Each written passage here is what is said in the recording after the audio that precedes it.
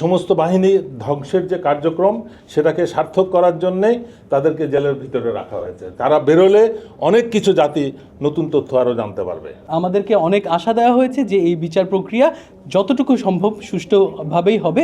মাননীয় আইন উপদেষ্টার কাছে এসেছিলাম, আমরা অত্যন্ত আন্তরিক পরিবেশে ওনার সাথে আলাপ করেছি এবং ওনার থেকে ইন্টারভিউ চাওয়ার সাথে সাথে উনি আমাদেরকে সময় দিয়েছেন এবং আমরা যে পরিবেশে কথা বলেছি অত্যন্ত আপাত দৃষ্টিতে অবশ্যই সন্তুষ্ট।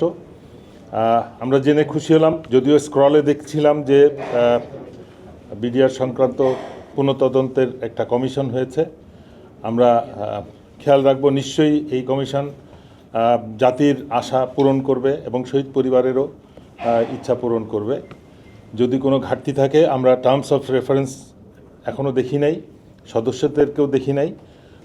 যদি প্রয়োজন হয় আমরা রিকোয়েস্ট করব কোঅপ্ট করতে।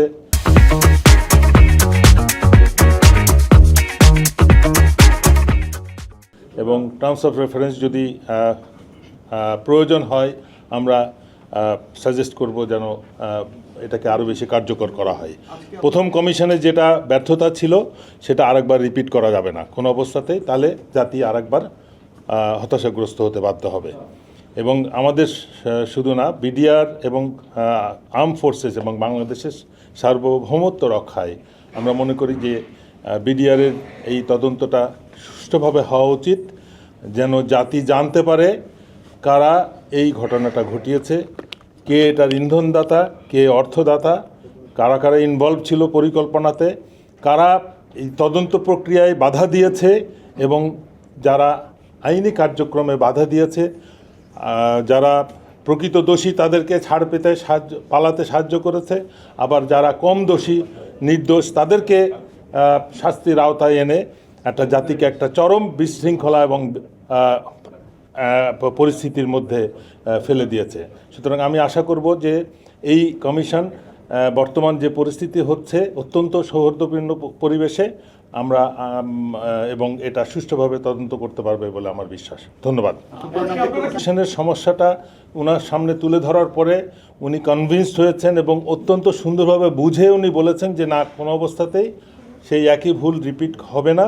সেই জন্য প্রয়োজনে কমিশনে মেম্বার কোঅপ্ট করা হবে এবং দরকার হলে টার্মস অফ রেফারেন্সও আবার পুনর্মূল্যায়ন করা হবে বা সংশোধন বা বৃদ্ধি করা হবে। আমাকে তো চেনার কথা, ব্রিগেডিয়ার জেনারেল হাসান নাসির। আমি ওই বিডিআর প্রথম তদন্ত কমিশনের রিপোর্টে নোট অফ ডিসেন্ট দেওয়াতে চাকরি ছাড়তে বাধ্য হয়েছিলাম।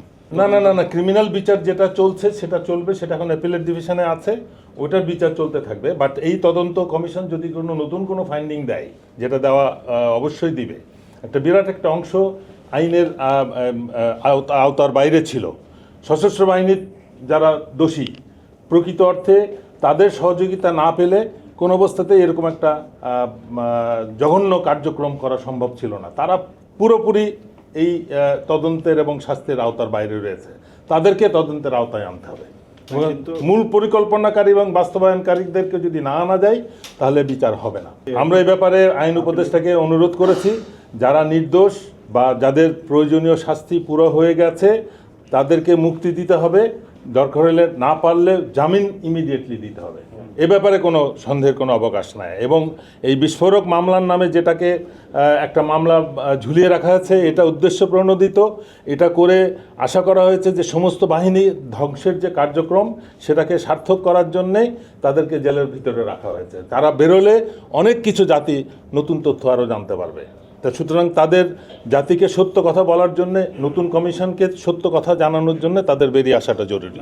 আমার নাম অ্যাডভোকেট সাকিব রহমান, আমি শহীদ কর্নেল কুদরত ইলাহির সন্তান। উপদেষ্টার সাথে কথা বলেছি এবং বেশিরভাগ কথা হাসান নাসির আঙ্কেল বলে দিয়েছে, সবচেয়ে গুরুত্বপূর্ণ কথাগুলোই আঙ্কেল বলে দিয়েছে। তবে আমি উপদেষ্টাকে একটা কথা বলেছি যে স্যার দেখেন, আমরা যেদিন আইসিটিতে গেলাম এবং আইসিটিতে যখন কিনা আমরা কমপ্লেনটা ফাইল করলাম, সেদিন হাসান নাসির আঙ্কেলের মনে পড়ে নাকি জানি না, আমরা অনেকগুলো খালি অনেকগুলো ওই যে এক্সেল শিটে খালি খাতা নিয়ে গিয়েছিলাম। ওখানে আপনার প্রসিকিউটরস অফিসে ভেতরে ঢোকা যায় না বলে অনেক মানুষকে আমরা আসলে সঙ্গে আমন্ত্রণ জানাতে পারিনি। কিন্তু তখন আমি আঙ্কেলকে বলছিলাম যে যদি কিনা এখন আমরা বলে দেই যে এই কমপ্লেনটা জনসাধারণ করবে, তাহলে আমার বিশ্বাস সেই দিন হাজারো মানুষ এসে সেটা সাইন করতো, শুধুমাত্র এই বিচারকে তারা মনে প্রাণে ধারণ করে বলে। এবং আমি বিশ্বাস করি যে বাংলাদেশের মানুষ সেটা চায়, আমরা শহীদ পরিবারবর্গ বিশ্বাস করি, এবং যেটা বলা হয়েছে আমাদেরকে অনেক আশা দেওয়া হয়েছে যে এই বিচার প্রক্রিয়া যতটুকু সম্ভব সুষ্ঠুভাবেই হবে, আমরা এই কারণে আশাবাদী।